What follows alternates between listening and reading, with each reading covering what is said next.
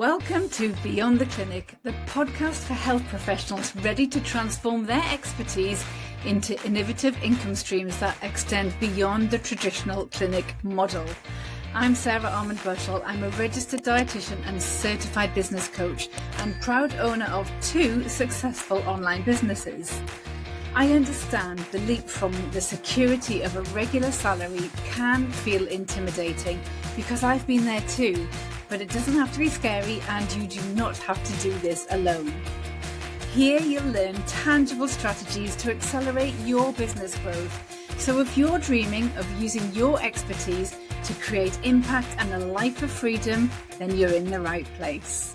A client recently asked me the question, how do I actually know if I'm undercharging or not? And you know what? It's a really good question. So today's episode is my full answer to that. Because pricing isn't always easy, especially as a health professional, because most of us were never really trained to think this way in the first place. We are trained to assess, to care, to support and put people first, not actually price our services or talk about money or confidently say, this is what my work is worth. And on top of that, so many of us healthcare professionals are driven by really strong values.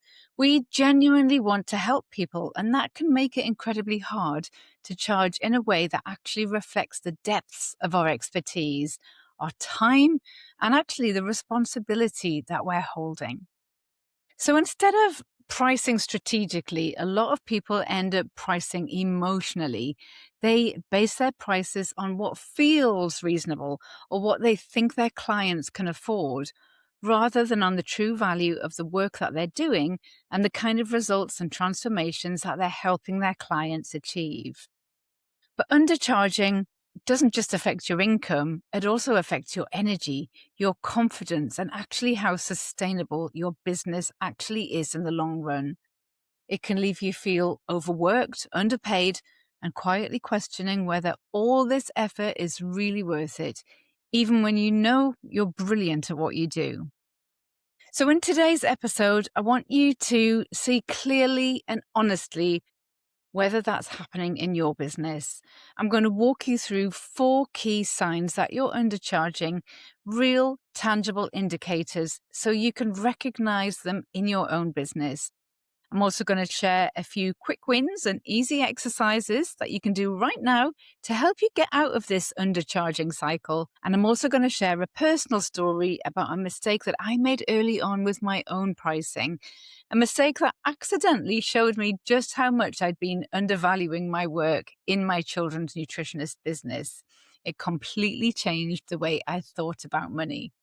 So let's get into it. Okay, first, let's get one thing clear. If you're undercharging, it doesn't mean you're bad at business. It just means that you care deeply and you've been trained to put everyone else first. That's all.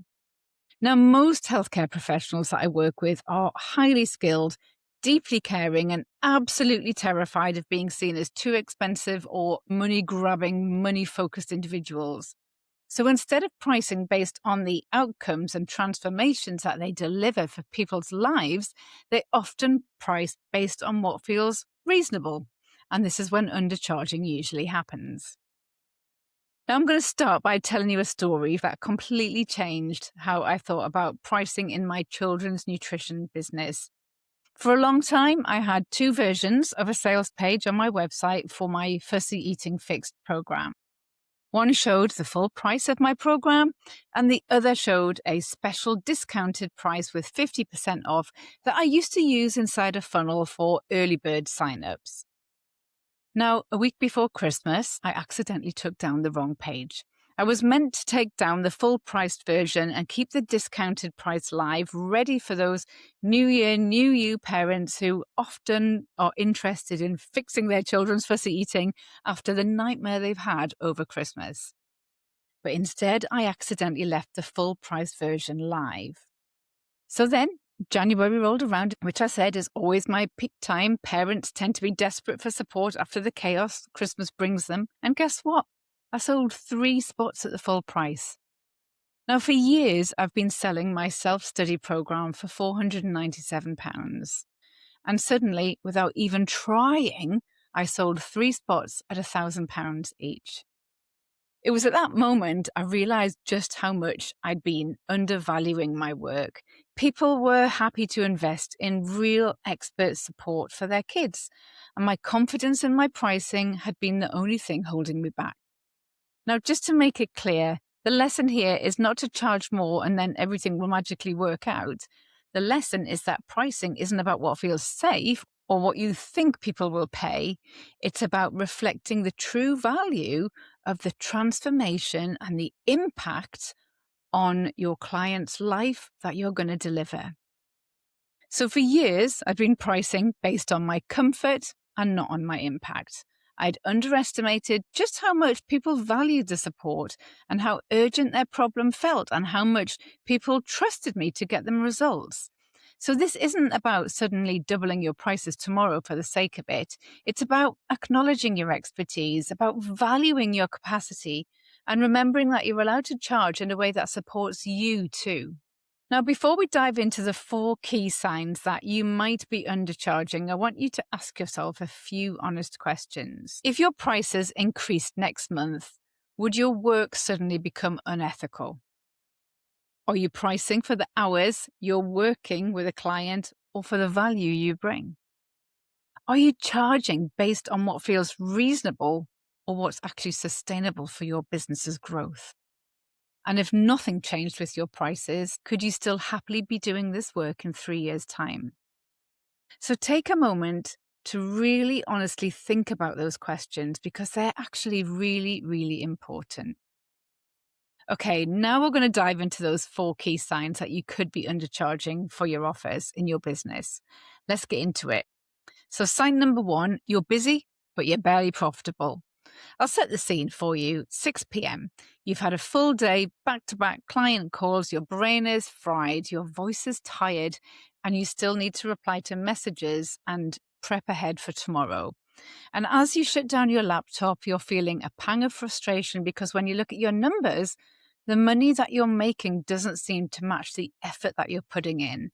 That's a really common sign of undercharging. If there's little or no room for new clients, but you're still not earning the kind of money you feel you should be every month, then you're very likely to be undercharging. It's also quite clear that this is happening when a new client books in and it feels more heavy than exciting. That usually means that your pricing relies on volume rather than value, which is never sustainable in healthcare-based work. What also might be happening here is over-delivering on work, on support, without you really even noticing it. For instance, you might say that your package includes X, but in reality, you're also sending that client extra resources, checking in regularly between sessions, and you don't even think about it because those extras are just who you are, a caring healthcare professional who just wants to help. But you know what? All of those little extras will eventually catch up with you. Okay, sign 2 that you're undercharging is the price flinch.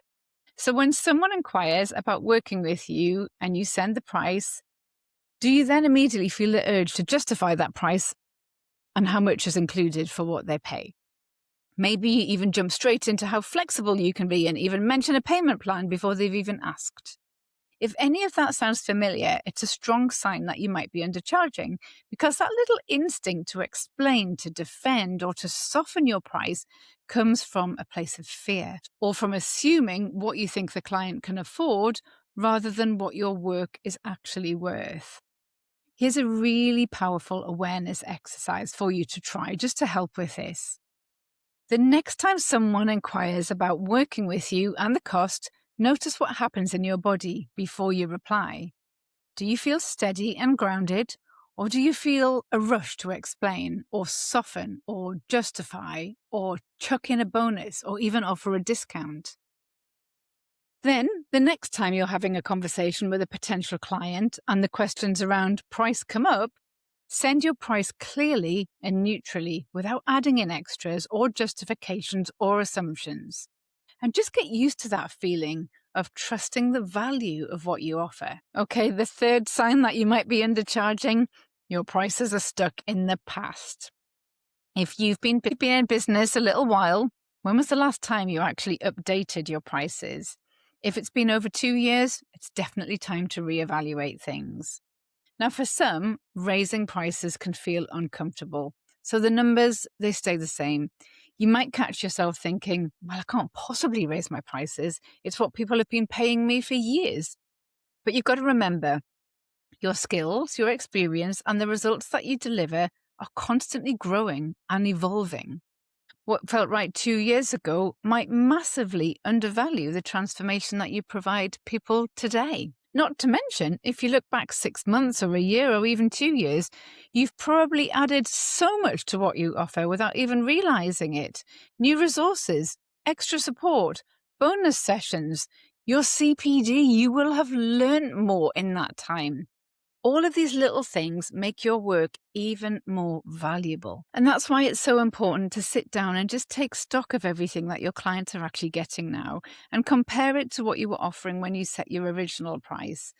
Chances are the value and the scope of your work has grown significantly, but your fees haven't caught up yet. So I'd encourage you to take 10 minutes and just write down what your offer looked like when you first set the price and what it actually includes now, and be really specific about that. And then ask yourself, if I was pricing this offer for the first time today, knowing everything that I now know, would I charge the same? And then number 4, your gut is screaming that something is off, because undercharging doesn't just show up in your numbers, it shows up in your body and your energy levels. Your gut, your stress levels, your inner voice, they're constantly sending you signals that something isn't right.